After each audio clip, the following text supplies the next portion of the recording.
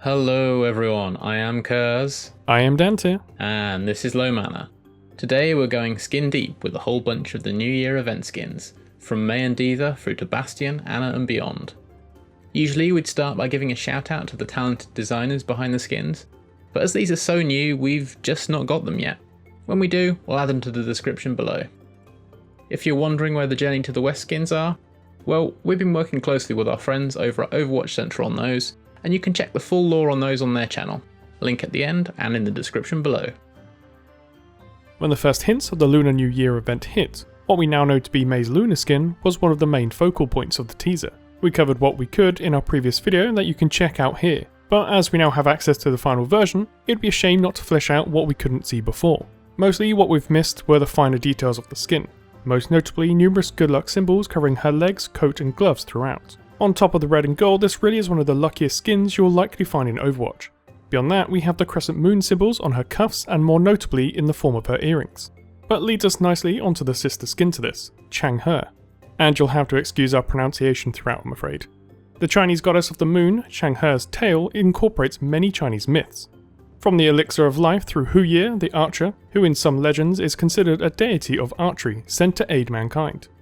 Despite this celestial background, there are a few aspects to her story from both a legendary and modern day perspective that chime with Mei Ling Zhao.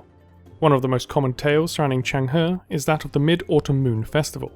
In this distant past, the earth was scorched by 10 suns, ravaging the lands, making it impossible to farm and thereby causing great hardship for the people of the world. The archer Hu Ye shot down 9 of them, restoring balance and prosperity. For his reward, he was gifted with the elixir of immortality. Having no desire for eternal life without his wife, Chang'e, alongside him, Hu Ye hid the elixir from the world, and waited for the day where they both could feel its benefit. Fate had other plans, and while Hu Ye was out hunting, his apprentice Feng Meng broke into his home and attempted to force Chang'e into handing him the elixir.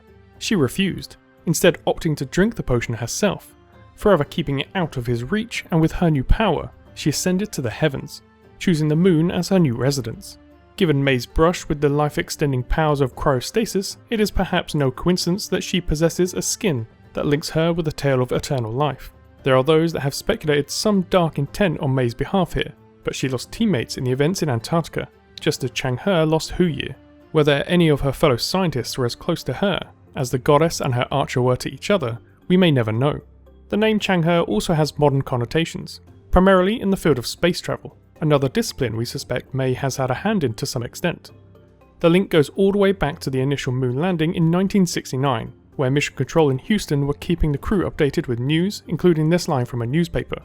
Among the large headlines concerning Apollo this morning is one asking that you watch for a lovely girl with a big rabbit.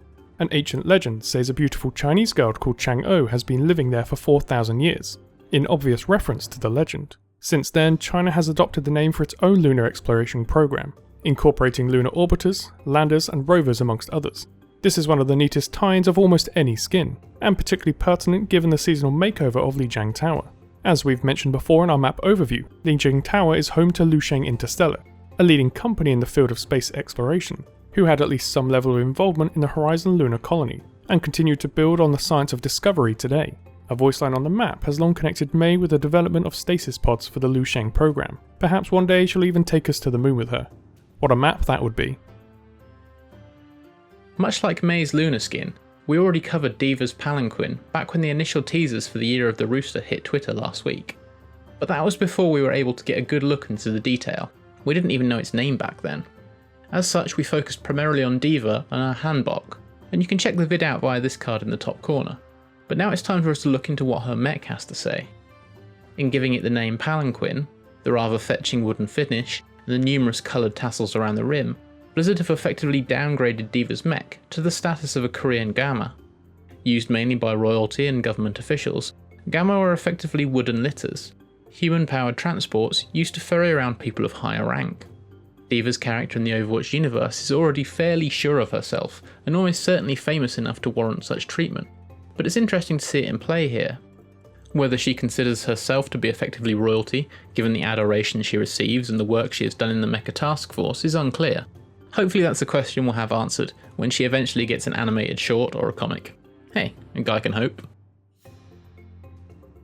Usually, we don't cover the epic skins Blizzard create for each character, but with the Year of the Rooster event, there are a number worth at least a passing glance, with one in particular warranting some extra attention. The 3 skins of Bastion's Rooster, Mercy's Golden, and Symmetra's Quipao are in keeping with the nature of the Lunar New event, with each bringing a certain aspect of Chinese New Year into Overwatch's ranks, but they are best looked at together. The common thread between the 3 is the colour scheme of red and gold, something we touched on last week with our first look at Mei's skin. The 2 are at the heart of the Chinese New Year, with the red promising luck and happiness, while the gold wishes wealth and good fortune. Bastion, however, is the hallmark of this particular year, emblazoned as he is with numerous rooster symbols across his bodywork. Ganymede completes the look with his own personal transformation into a mini rooster. Symmetra and Mercy embody the fashions of the Lunar New Year tradition. In our previous video, we theorised that what Mei was wearing was potentially based to some extent on the Chang'e dress style, but in Mercy and more obviously Symmetra, we have it almost exactly, with her red and gold dress bearing the title Quipao, an alternative name for Chang'e. She fits in perfectly with the scheme of the event. Mercy's attire is more heavily tilted towards the gold end of the spectrum, but otherwise shares many similar design patterns and goals. Possibly the most disturbing of all the skins to come out of this event, to look at anyway, is Ana's Tal skin. It appears to be in homage to the Korean tradition of face masks. While there are Chinese traditions of a similar ilk, the fact the skin is named Tal, Korean for mask, along with the predominantly white, blue and red colour scheme of the skin, strongly indicate that this joins D.Va's Palanquin skin in the Korean column. The purpose of the Tal has evolved alongside Korean culture over the years, but with Ana it seems likely that some remnant of ancient Korean belief still shines through, given the fact that one of the beliefs surrounding them was that they were capable of warding off illness and danger, 2 things that Ana has done for her friends and family throughout her life. One aspect of the Tal that hasn't changed much, however, is the tie to both dance and festivities, but more pertinently to the freedom from social conventions and restrictions that wearing a Tal brings. They act as the face of the heart's hidden desires. Ana, in her current position, is indeed free from the expectation that her position in Overwatch placed upon her, but she is in many ways still a ghost from society. When that anonymity fades, will she wish she still had a mask to hide behind? Thanks for watching this episode of Skin Deep. Next time we'll be back on our scheduled programme, and that means we'll be looking at Zenyatta's Ifrit and Djinyatta skins following last episode's vote. Remember to check out our other video on Overwatch Central to catch up on all the lore from the journey to the West skins if you haven't already. Don't forget to hit that like button if you like this episode, subscribe if you haven't already, and hit that little bell for notifications on our latest content. Until next time, I've been Dante. And I've been Kers. Thanks for watching.